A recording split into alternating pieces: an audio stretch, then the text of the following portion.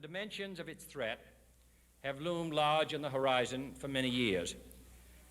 Whatever our hopes may be for the future, for reducing this threat or living with it, there is no escaping either the gravity or the totality of its challenge to our survival and to our security, a challenge that confronts us in unaccustomed ways in every sphere of human activity. This deadly challenge imposes upon our society two requirements of direct concern, both to the press and to the President. Two requirements that may seem almost contradictory in tone, but which must be reconciled and fulfilled if we are to meet this national peril. I refer first to the need for far greater public information, and second, to the need for far greater official secrecy. The very word secrecy is repugnant in a free and open society, and we are, as a people, inherently and historically opposed to secret societies, to secret oaths, and to secret proceedings. We decided long ago that the dangers of excessive and unwarranted concealment of pertinent facts far outweighed the dangers which are cited to justify it. Even today, there is little value in opposing the threat of a closed society by imitating its arbitrary restrictions. Even today, there is little value in ensuring the survival of our nation if our traditions do not survive with it.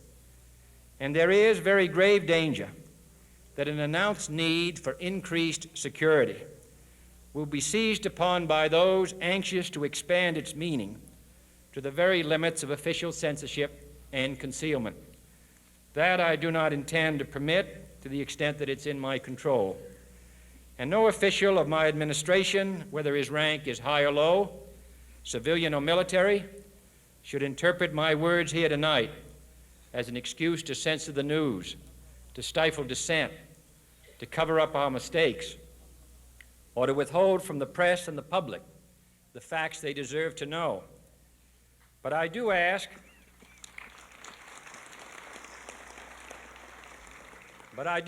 every publisher, every editor, and every newsman in the nation to re-examine his own standards and to recognize the nature of our country's peril. In time of war, the government and the press have customarily joined in an effort based largely on self-discipline to prevent unauthorized disclosures to the enemy. In times of clear and present danger, the courts have held that even the privileged rights of the First Amendment must yield to the public's need for national security. Today, no war has been declared, and however fierce the struggle may be, it may never be declared in the traditional fashion. Our way of life is under attack. Those who make themselves our enemy are advancing around the globe.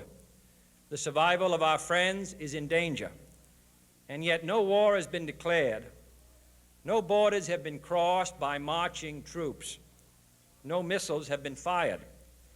If the press is awaiting a declaration of war before it imposes the self-discipline of combat conditions, then I can only say that no war ever posed a greater threat to our security. If you are awaiting a finding of clear and present danger, then I can only say that the danger has never been more clear, and its presence has never been more imminent. It requires a change in outlook, a change in tactics, a change in missions by the government, by the people, by every businessman or labor leader, and by every newspaper. For we are opposed around the world by a monolithic and ruthless conspiracy that relies primarily on covert means for expanding its sphere of influence, on infiltration instead of invasion, on subversion instead of elections, on intimidation instead of free choice, on guerrillas by night instead of armies by day. It is a system which has conscripted vast human and material resources into the building of a tightly knit, highly efficient machine that combines military, diplomatic, intelligence, economic, scientific, and political operations. Its preparations are concealed, not published. Its mistakes are buried, not headlined. Its dissenters are silenced, not praised. No expenditure is questioned, no rumor is printed, no secret is revealed. It conducts the Cold War, in short, with a wartime discipline no democracy would ever hope or wish to match. Nevertheless, every democracy recognizes the necessary restraints of national security. And the question remains whether those restraints need to be more strictly observed if we are to oppose this kind of attack as well as outright invasion. For the facts of the matter are that this nation's foes have openly boasted of acquiring through our newspapers information they would otherwise hire agents to acquire through theft, bribery, or espionage. That details of this nation's covert preparations to counter the enemy's covert operations have been available to every newspaper reader, friend and foe alike. That the size, the strength, the location, and the nature of our forces and weapons, and our plans and strategy for their use have all been pinpointed in the press and other news media to a degree sufficient to satisfy any foreign power, and that in at least one case, the publication of details concerning a secret mechanism whereby satellites were followed required its alteration at the expense of considerable time and money. The newspapers which printed these stories were loyal, patriotic, responsible, and well-meaning. Had we been engaged in open warfare, they undoubtedly would not have published such items. But in the absence of open warfare, they recognized only the tests of journalism and not the tests of national security. And my question tonight is whether additional tests should not now be adopted. That question is for you alone to answer. No public official should answer it for you. No governmental plan should impose its restraints against your will. But I would be failing in my duty to the nation in considering all of the responsibilities that we now bear and all of the means at hand to meet those responsibilities if I did not commend this problem to your attention and urge its thoughtful consideration. On many earlier occasions I have said, and your newspapers have constantly said, that these are times that appeal to every citizen's sense of sacrifice and self-discipline. They call out to every citizen to weigh his rights and comforts against his obligations to the common good. I cannot now believe that those citizens who serve in the newspaper business consider themselves exempt from that appeal. I have no intention of establishing a new office of war information to govern the flow of news. I am not suggesting any new forms of censorship or new types of security classifications. I have no easy answer to the dilemma that I have posed and would not seek to impose it if I had one.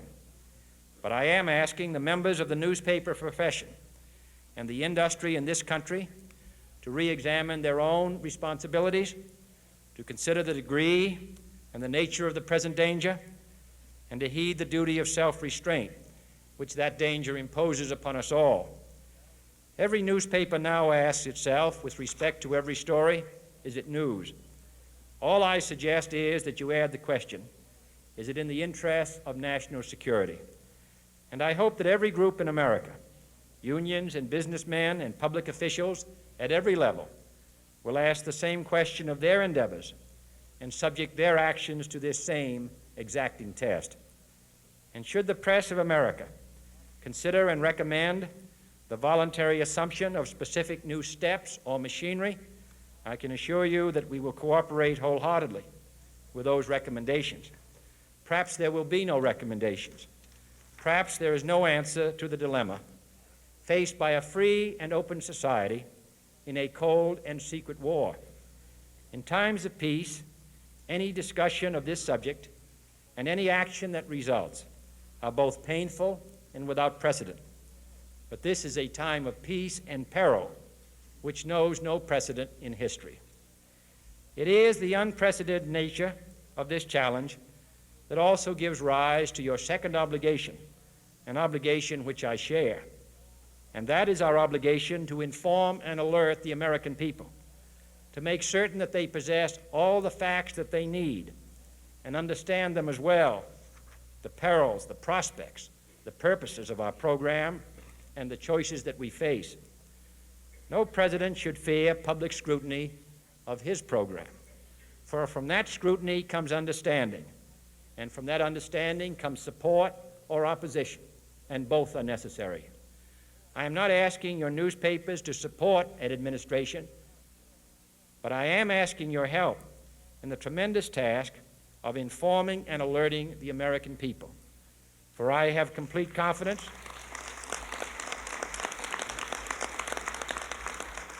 in the response and dedication of our citizens whenever they are fully informed. I not only could not stifle controversy among your readers, I welcome it. This administration intends to be candid about its errors. For as a wise man once said, an error doesn't become a mistake until you refuse to correct it. We intend to accept full responsibility for our errors, and we expect you to point them out when we miss them. Without debate, without criticism, no administration and no country can succeed, and no republic can survive. That is why the Athenian lawmaker Solon decreed it a crime for any citizen to shrink from controversy. And that is why our press was protected by the First Amendment, the only business in America specifically protected by the Constitution, not primarily to amuse and entertain, not to emphasize the trivial and the sentimental, not to simply give the public what it wants, but to inform, to arouse, to reflect, to state our dangers and our opportunities, to indicate our crises and our choices, to lead, mold, educate, and sometimes even anger public opinion. This means greater coverage and analysis of international news, for it is no longer far away and foreign, but close at hand and local. It means greater attention to improved understanding of the news, as well as improved transmission. And it means, finally, that government at all levels must meet its obligation to provide you with the fullest possible information outside the narrowest limits of national security, and we intend to do it. It was early in the 17th century that Francis Bacon remarked on three recent inventions already transforming the world: the compass, gunpowder, and the printing press. Now the links between the nations, first forged by the compass, have made us all citizens of the world, the hopes and threats of one becoming the hopes and threats of us all. In that one world's effort to live together, the evolution of gunpowder to its ultimate limit has warned mankind of the terrible consequences of failure. And so it is to the printing press, to the recorder of man's deeds, the keeper of his conscience, the courier of his news, that we look for strength and assistance, confident that with your help, man will be what he was born to be, free and independent.